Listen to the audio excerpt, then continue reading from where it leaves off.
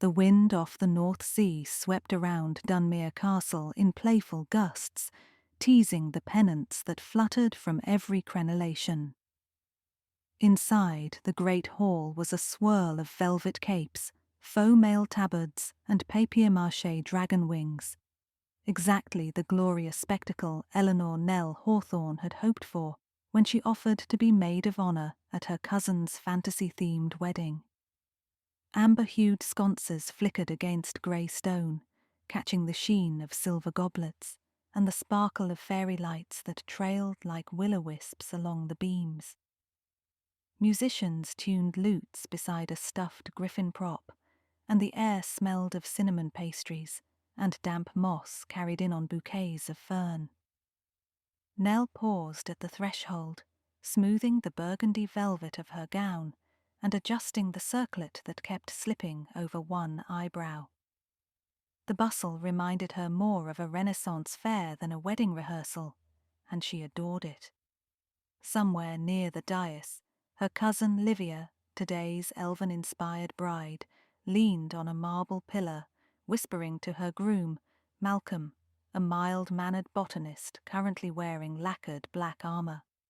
"Your hair's crooked," Livia called when she noticed Nell, then rushed over, silk skirts whispering like secrets.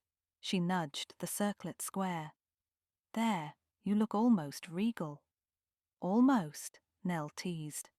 "I'll accept a promotion to minor nobility," Livia grinned. "Ready for the rehearsal? You'll walk in after the flower sprites and present the ceremonial sword to Malcolm when Father Dwyer says, 'By silver, by steel, by starlight.'" Simple.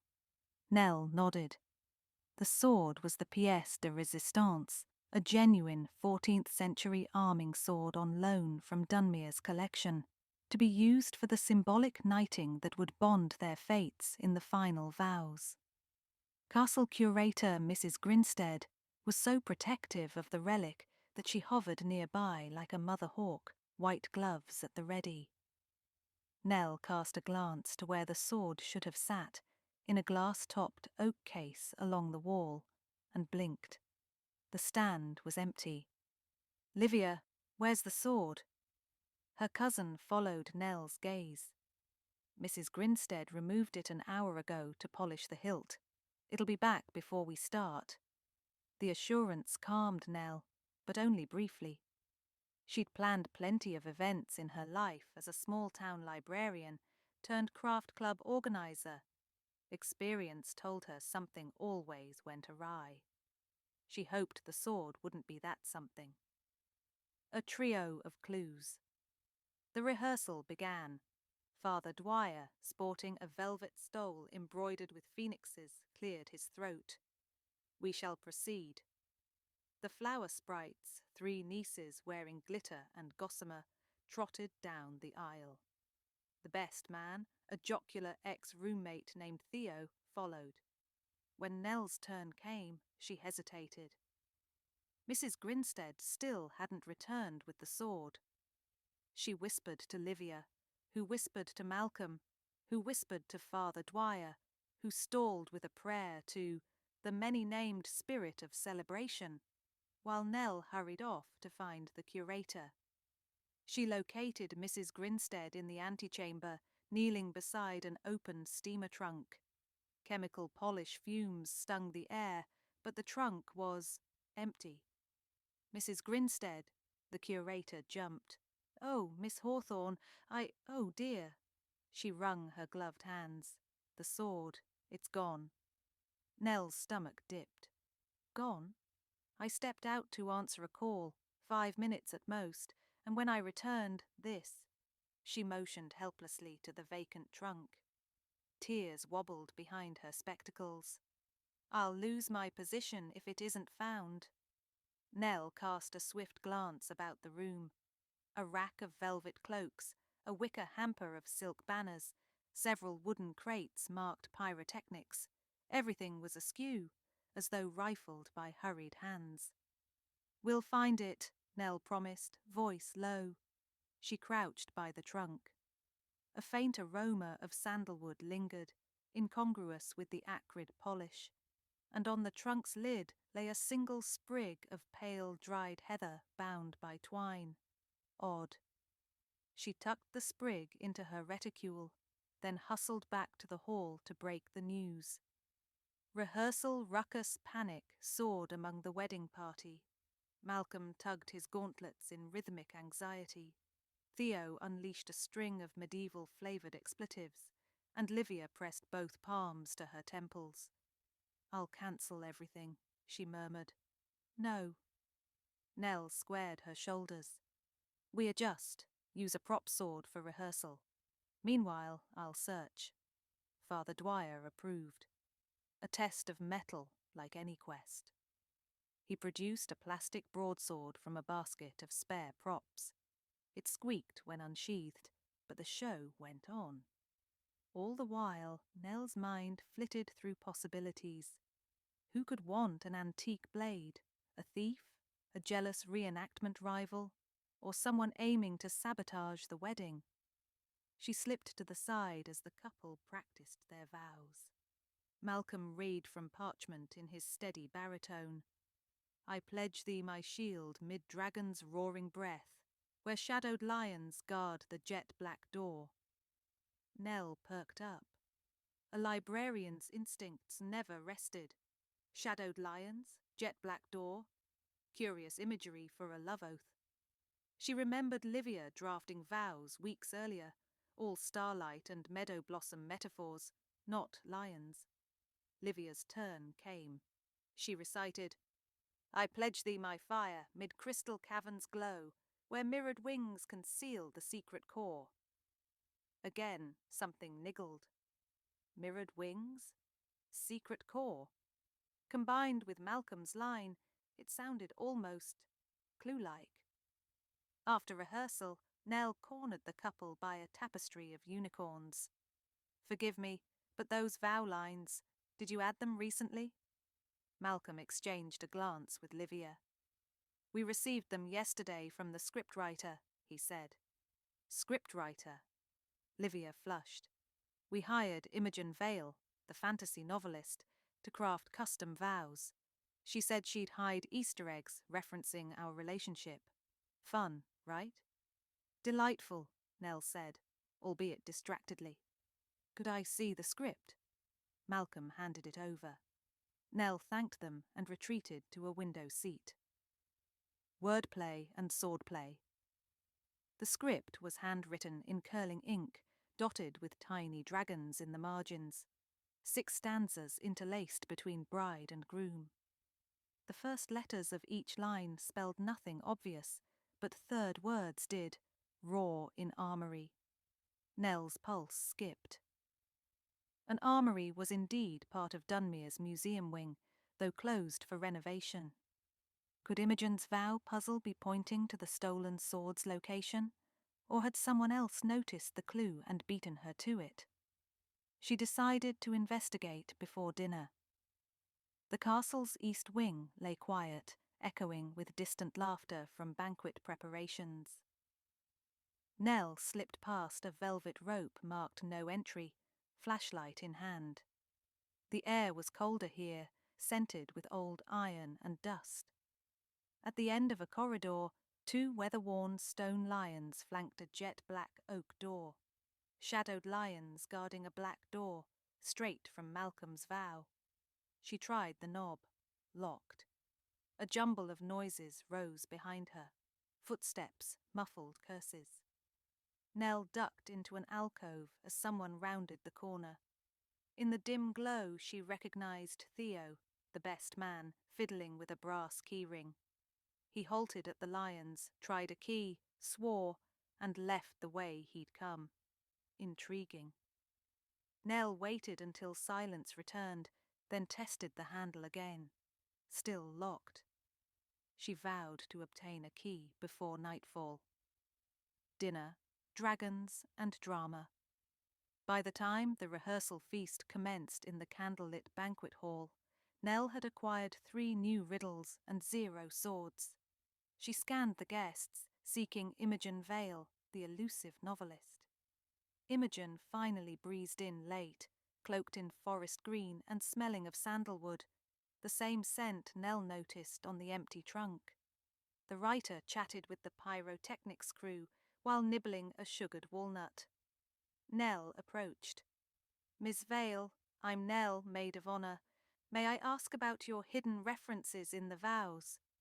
Imogen's eyes sparkled. "You found them." "Some.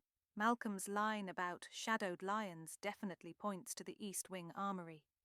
Imogen laughed softly. "Very astute. The lines form 3 location hints: the Armory, the Crystal Conservatory, and the Catacombs." Nell's stomach twisted. "Catacombs?" "Merely symbolic," Imogen assured. "Nothing grim, just places I toured yesterday for inspiration." She lowered her voice. "I left small tokens at each site for the couple to discover on their honeymoon. Keepsake maps marking hidden corners of the castle. Quite innocent."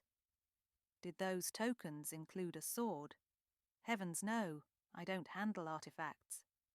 Just then, Father Dwyer tapped a goblet for attention. "Charged with tomorrow's ceremony, I ask all to retire early. May dreams guide our quest for love and timely logistics." Laughter rippled.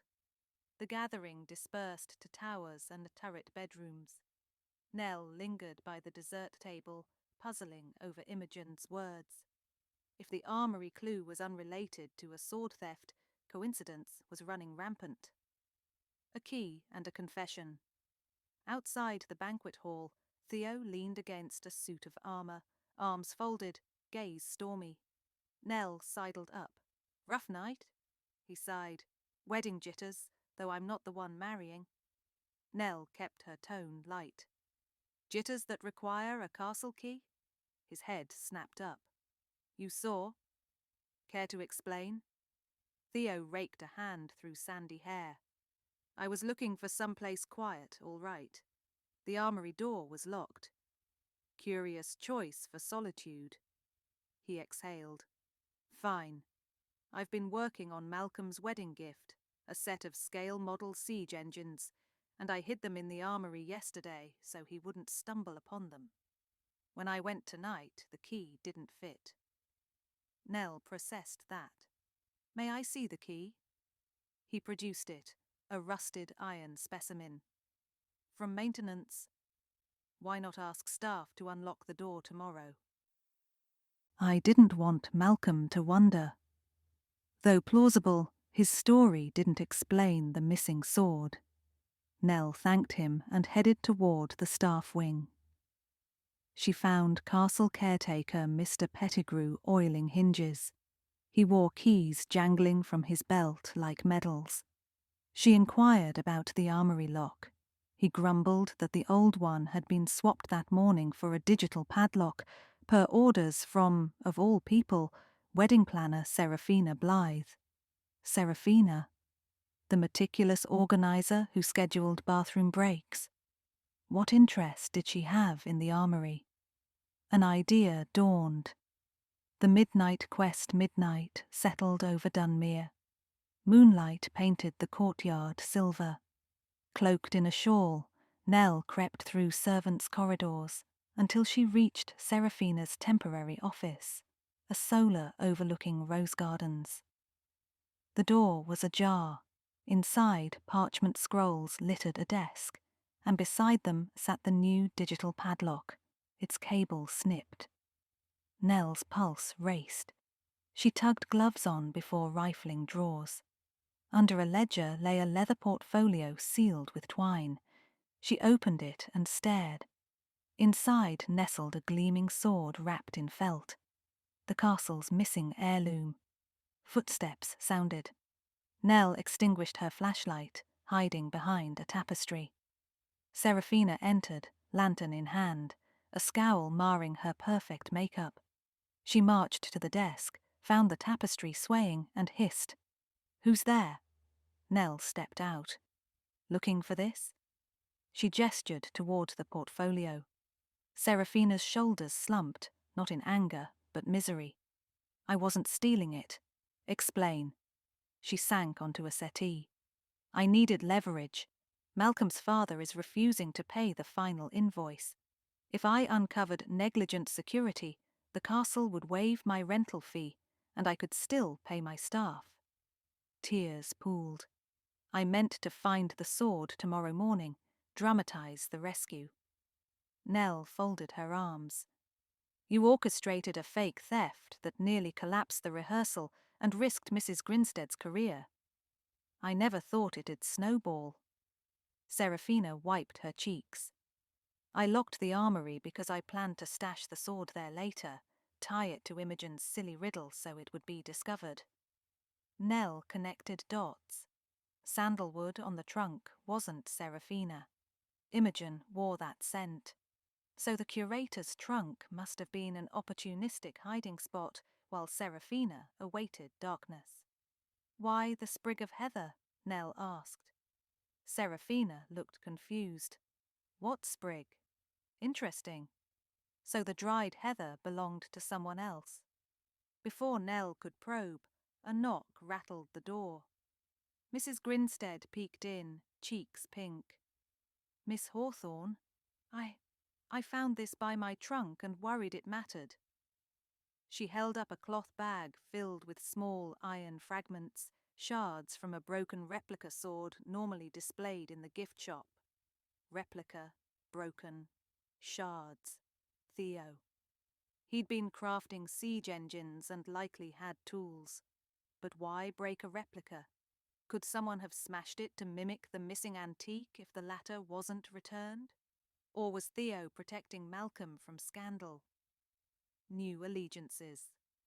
Nell ushered Mrs. Grinstead inside, closed the door, and laid out the chronology. 1. Serafina snatched the sword during the curator's absence. 2. She intended to plant it in the armory behind a padlock she controlled. 3. Theo, unaware, visited the armory to retrieve his gift, but found a new lock. 4. Somewhere else, a broken replica appeared. Nell turned to Serafina.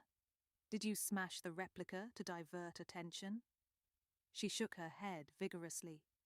Nell pivoted to Mrs. Grinstead. Could anyone access the gift shop display? It's inside the ticket office, unlocked once we open, closed at 5. Closing time aligned with the theft. Anyone lingering after would have privacy, like Imogen, who toured for inspiration, Theo, returning from errands, or even Mr. Pettigrew. Yet the heather sprig nagged. Dried heather symbolized protection. Who favored symbolic gestures? Imogen, the novelist. But she denied touching artifacts. Could she have tried to undo Serafina's theft without alerting authorities, leaving a calling card of heather? Nell needed confirmation. The novelist's tale. She found Imogen in the library turret, scribbling by candlelight. The writer looked unsurprised to see Nell. I expected you. Imogen folded her notebook. The sword's recovered, yes. How did you know?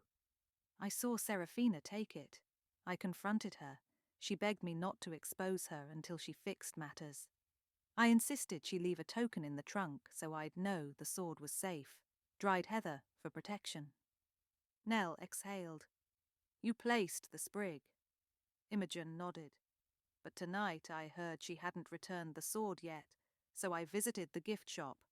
I broke a replica and left the pieces where Mrs. Grinstead would stumble on them at dawn if the real sword remained missing. She'd assume a vandal damaged the display, not that the heirloom was stolen, giving Serafina another grace day without implicating staff. Bizarre, yet bizarrely altruistic. Still, smashing property was unwise. Thank you for explaining, Nell said. Now we must rectify the situation with minimal scandal. A plan for dawn. At 2 a.m., 4 conspirators gathered in the solar. Nell, Imogen, Theo, who'd been dragged from bed and cleared of wrongdoing, and Serafina. Mrs. Grinstead had been sent to rest, believing the sword safe in Nell's care. They brokered peace. Serafina would confess privately to Malcolm's father at dawn and negotiate a payment plan.